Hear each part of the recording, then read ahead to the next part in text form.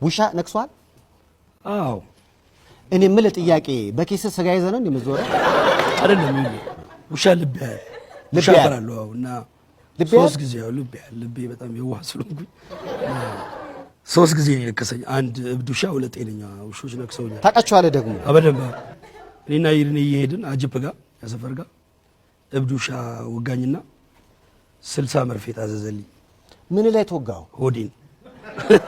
የሱ ብጠት ይመስለኛል እና 60 መርፌ ተወጋልኝ። ግን ይድነቃቸው የምልህ በጣም ወዳጅ ነው አይደለም?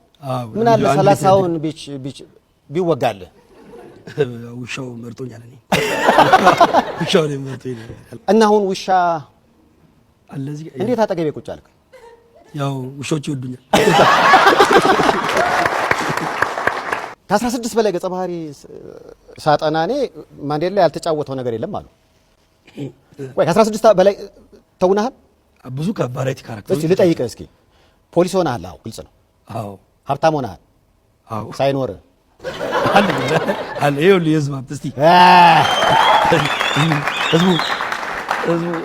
ህዝቡ ምስኪን ሆነሃል በጣም እንደኛው። እንደው ያልሆንከው ነገር ምንድን ነው? እስከዛሬ ድረስ በፊልም ታሪክ ስትሰራ ያልሆንከው ነገር ምንድን ነው? በገጸ ባህሪ ያው ጠቅላይ ሚኒስቴር አልሆንኩም። ጠቅላይ ሚኒስቴሩ ያልተጫወትኩ። ጠቅላይ ሄደህ አታውቅም? ጠቅላይ ሄጄ አላውቅም። ካርታስ ላይ እበላለሁ። ጠቅላይ ሚኒስቴር ነው። ጠቅላይ ሚኒስትር እንዴት ነው? ፊልም ስራ ላይ ብዙ ነገር ያጋጥማል። አርበኛው ፊልምን ስትሰራ በጎርፍ ተወስደ ነበር። በደንብ ግን ምን አይነት ግዙፍ ጎርፍ ቢሆን ነው የወሰደ? ደራሽ እኮ ነው።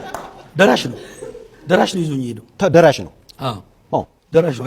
በቃ ካየኸው ፊልሙን ልጁ ከኔ ጋር የሚሮጠው የነበረው ልጅ አሌክስ ይባላልና ፕሮዲውሰሩ እሱ ዳርዳሩ ላይ ነው የገባው። እኔ ስሜት ውስጥ ነኝ፣ አላየሁትም ቤት እንደገባ። ዳይሬክተሩ ማንዴላ አክሽን ይለኛል። ሲለኝ ዘልዬ ደራሽ ውስጥ ገባው ማለት ነው። ከዛ በቃ እያገላበጠ ይዞኝ ሄደ። እያገላበጠ? አዎ በደንብ ይዞኝ ሄደ። ልራመድትን መሬት አልረግጥም ያለሁት ልራመድትን መሬት አልረግጥም። ይዞኝ ሄደ በደንብ። በመረብ ነው የተያዝከው? የሆነ ሕፃን ልጅ ነው ያወጣኝ። ኧረ ተው አትንቀሳቀሳለኝና እንደዚህ ይዞኝ ውጭ ላይ ወረወረኝ ማለት እና በቃ ያኔ ሕፃን ልጅ ነው ከረጃ እኔ ኮሜዲያኑ ጋር እና ብዙ ሰው ጎርፍ ይዞታል ምናምን እና ልጆች እየደውሉ ይሉኛል። ደሬ አልደወለም። ደወልኩለትና ደሬ እንደዚህ ጎርፍ ይዞኝ ሄዶ ለምንድን ነው ብዙ ሰው እየጠየቀኝ እኮ ነው ለምንድን ነው ያልደወልክልኝ ምናምን አልኩት። እውነትን ነው አለኝ። የት አካባቢ አለኝ። እዚህ ወሎ ሰፈር ጋር ያለው ወንዝ። ወይኔ አሁን ሸንቼ ስመለስ